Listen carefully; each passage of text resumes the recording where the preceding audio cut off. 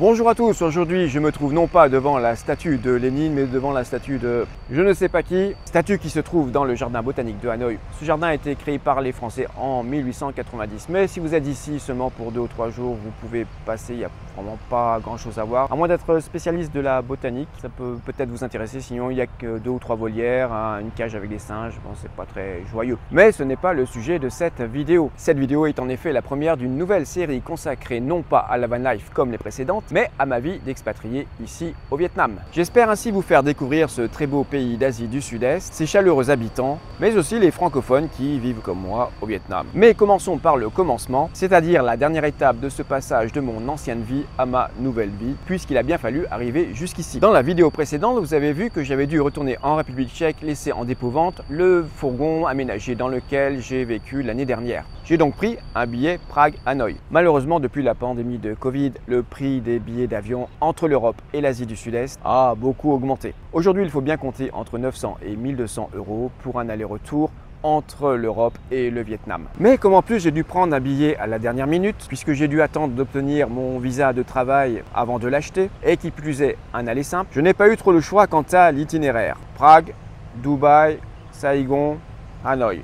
Soit un voyage de quasiment 26 heures. Et je peux vous dire que ce voyage m'a coûté cher, très cher. Bon allez, je ne vais pas vous le cacher, j'en ai eu pour environ 850 € juste pour un aller simple en classe économique, plus environ 250 € d'excédent de bagages que je n'avais pas pu acheter avant d'arriver à l'aéroport puisque je voyageais avec 3 compagnies différentes. Ça m'aurait coûté quand même bien moins cher. Alors, petit retour en arrière, me voilà donc à Prague, cette magnifique ville dans laquelle j'ai vécu pendant de longues années bien avant tout cela. 2 jours avant le grand départ, c'est l'instant nostalgie.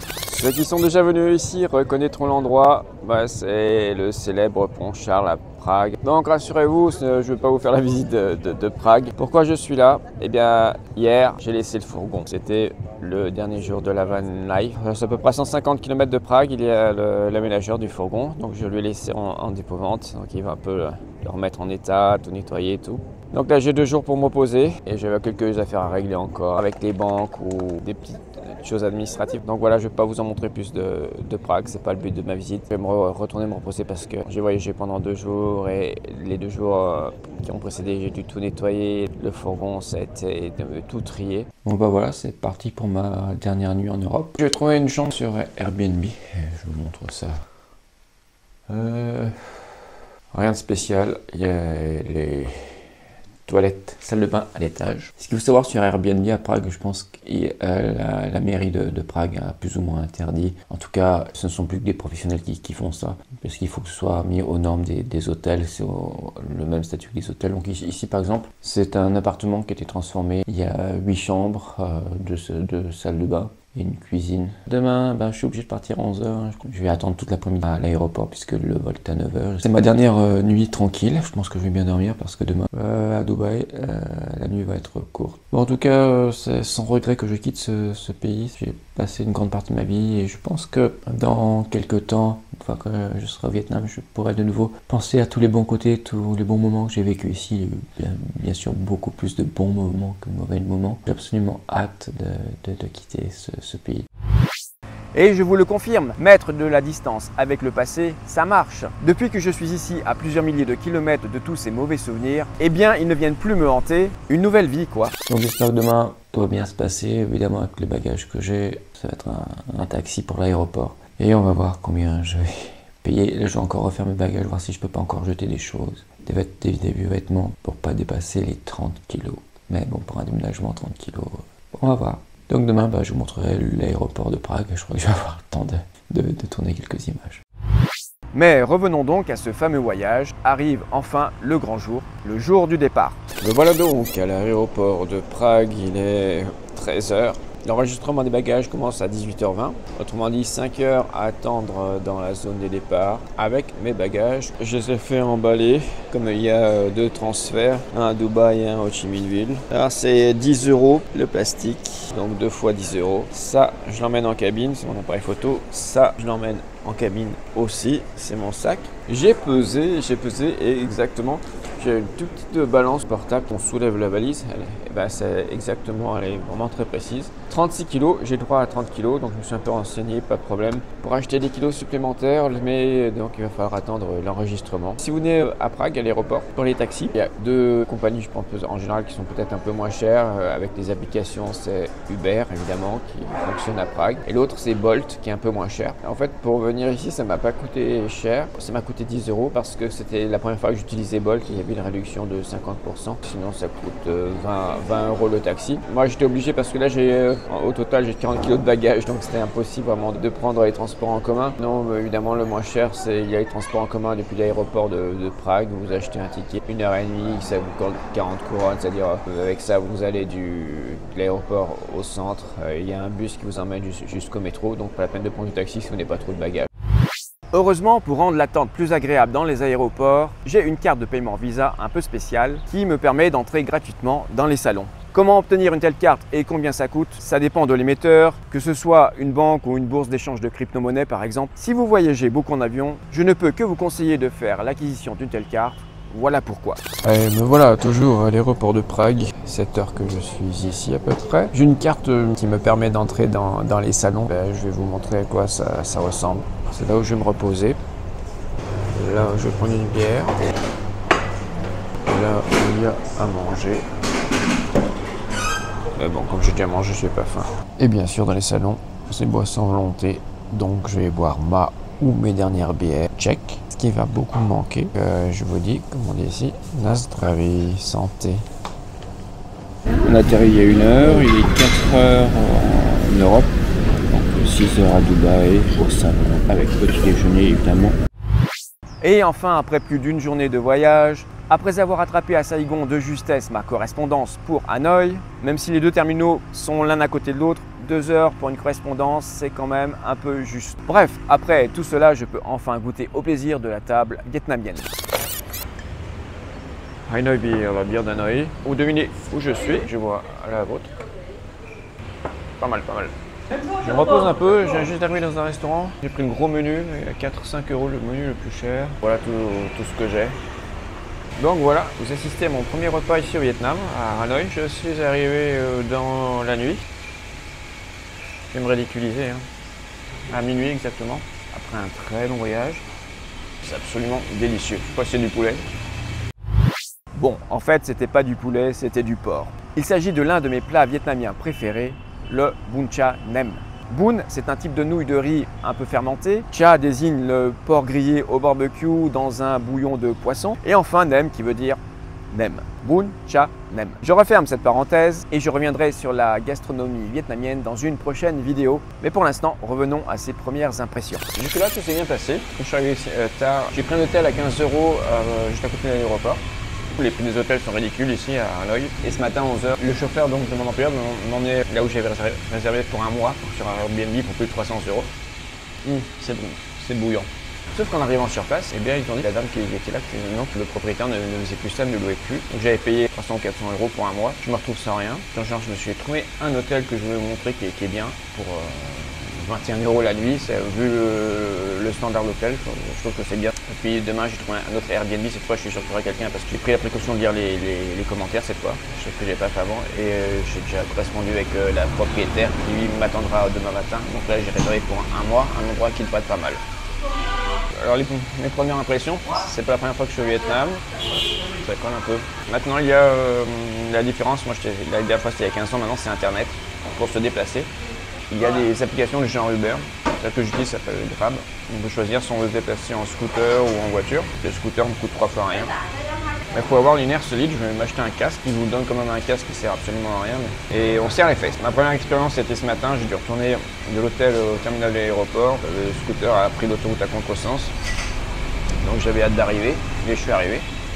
Au départ, je pensais en louer un par exemple, mais la circulation ici, comme ils conduisent, ils ne respectent rien, les voitures respectent encore un peu, mais les scooters ne respectent même pas les feux, rien du tout, il faut vraiment avoir les yeux partout, ils conduisent comme des malades.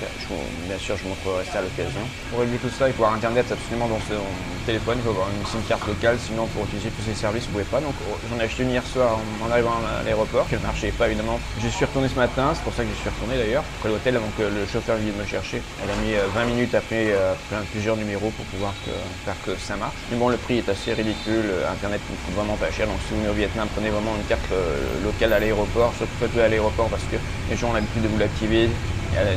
Tout seul, vous n'y arriverez pas. Déjà, elle a dû appeler plein de numéros. C'est absolument indispensable ici pour commander, pour se déplacer à moindre frais. Et donc, grâce à ça, j'ai aussi pu commander, donc trouver un nouvel hôtel juste pour cette nuit. Et puis, à partir de demain, je vais encore déménager pour aller dans ce Airbnb. Donc là, c'est mon premier restaurant. Et c'est délicieux. Là, j'ai vraiment pris, j'avais tellement faim que j'ai pris le gros menu, 4 ou 5 € avec la bière comprise. Mais un repas normal, enfin 2-3 €, on mange très bien. 23 millions de dong, je suis millionnaire en dong. C'est la monnaie du Vietnam. 23 millions, j'ai changé 1000 €. En fait, c'était la raison de ma sortie tout à l'heure. C'était priorité, il fallait absolument que je trouve des dongs.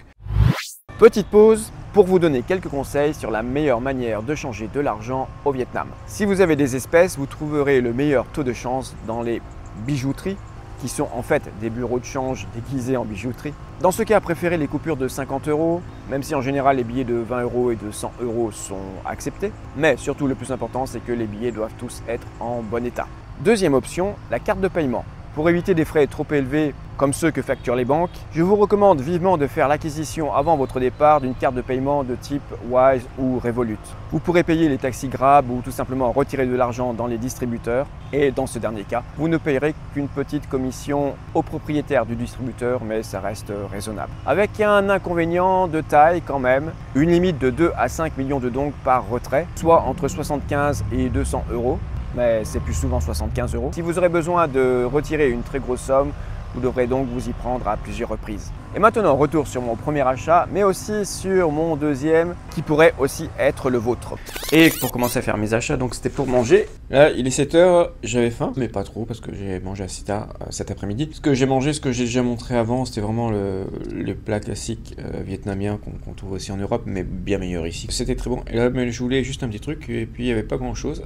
Et je me disais un petit truc sucré. Et hop, je tombe sur une pâtisserie. Tout est écrit en vietnamien, que je ne parle pas encore et que je pense que je ne vais pas parler pendant longtemps. Quelque chose qui avait l'air très bon et que j'ai acheté, qui coûte assez cher, qui coûte 1 € quand même, c'est cher pour ici. Alors je vous montre ça tout de suite. Comme vous pouvez le voir, ça ressemble à une pâtisserie. Il y a une pâte sucrée avec une sorte de sirop sucré. Et à l'intérieur, le truc qu'on voit là, ce que j'avais pas saisi, en fait, c'est du jambon, c'est une tranche de jambon. Donc c'est une sorte de, je sais pas, de friand sucré au jambon. C'est assez spécial. Moi qui aime pas mélanger sucré et salé, bon, je vais le manger quand même, hein. Il va falloir s'habituer. Je crois que je ne suis pas au bout de mes surprises ici, et c'est tant mieux, je suis là pour ça. Et achat très important, attention, accessoire essentiel pour circuler au Vietnam, le casque. Ce casque, ce magnifique casque vietnamien, qui a été proposé pour la modique somme de 17 € par une grimace de ma part, je l'ai fait baisser à 12 €. 12 €, bon de toute façon c'est seulement symbolique, hein. Bon, il roule pas vite. Si vous utilisez les services comme Grab par exemple, les scooters Grab, ils vous mettent sur la tête et vous obligent à porter, c'est la loi. Un de casque que tout le monde porte, donc c'est ce qui m'est arrivé la première fois, donc j'ai pas trop envie de porter la même chose que les autres. Bon, avec ma chevelure, je risque pas d'attraper des poux, mais quand même, donc je préfère avoir mon casque qui est un peu plus solide d'ailleurs que celui de Grab qui est juste un petit truc en plastique symbolique. J'ai acheté des beignets pour... Ça coûte rien, quelques centimes des beignets, enfin vraiment la vie est pas chère. Et en parlant de vie pas chère, je vais vous montrer à quoi ressemble un hôtel ici à Hanoi, on n'est pas très loin du centre. Cette chambre là c'est 21 € la nuit sur booking.com. C'est un hôtel, je sais pas, 2 ou 3 étoiles. Et pour le prix, 21 €, c'est très peu. Je vous fais visiter ça tout de suite. Classique, on a la douche, salle de bain. Ce qu'on trouve partout ici au Vietnam et que j'aime beaucoup, c'est ça. Parce que je trouve ça beaucoup plus hygiénique que le papier pour se frotter les fesses. Quand vous frottez les fesses, en fait, c'est... Vous vous frottez, bref. Là, il y a le ventilateur qui ne sert à rien parce qu'automatiquement, il y a la clim qui se met en route alors que j'en ai pas du tout besoin. Il y a même la télé, la vue sur la rue. Je suis au 6e étage, donc on n'entend pas trop. Bon, là, on n'entend peut-être pas, mais on entend quand même les klaxons de rue. Il vaut mieux être un peu plus haut parce que tout le monde klaxonne, ils sont obligés un peu... Bon, on n'est pas en Inde quand même, hein. Ceux qui sont là en Inde, c'est quand même bien pire. Mais les scooters, ils passent au rouge tout le temps, et ils font des zigzags et tout. Donc, pour se faire entendre, pour dire pousse-toi, en fait, ils klaxonnent. Dans les grandes villes comme Hanoi, ne jamais sortir avec des écouteurs dans les oreilles, même lorsque vous êtes à pied, parce que Vous allez entendre tutut derrière vous, ça veut dire pousse-toi sinon je te rentre dedans. Ah oui, dans tous les hôtels, j'ai remarqué, il y a aussi verre d'eau, puis là je crois que ça doit être du thé au jasmin qui va ouvrir la penderie. Enfin non, ouais, penderie avec des cintres et tout. Donc franchement pour 21 €, ben c'est pas mal. On trouve pour moins cher et moins luxueux. Ça aussi j'ai remarqué dans notre hôtel, c'était pareil. Pas les chaises mais ça. On vous donne des pantoufles, des trucs en plastique. Une bouilloire pour faire chauffer l'eau, pour le thé, un sèche-cheveux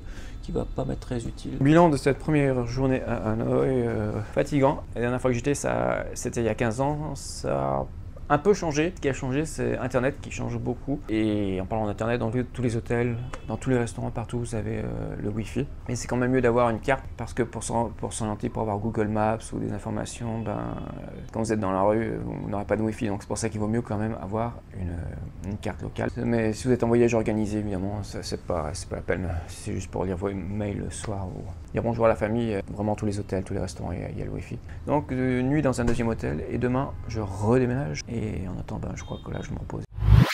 Ainsi donc s'achève cette première vidéo sur mon séjour au Vietnam. Je vous retrouve très bientôt pour une nouvelle vidéo dans laquelle je vous ferai part de mes aventures ici à Hanoï. Et je prépare aussi une série d'interviews de Vietnamiens qui parlent français ou de Français qui vivent ici. Donc pour ne pas manquer ces vidéos, si vous ne l'avez pas fait, abonnez-vous, ça m'aidera toujours. Peut-être qu'un jour je pourrai gagner un peu d'argent grâce à YouTube. C'est pas pour demain, mais sait-on jamais. Donc je vous dis au revoir et à bientôt.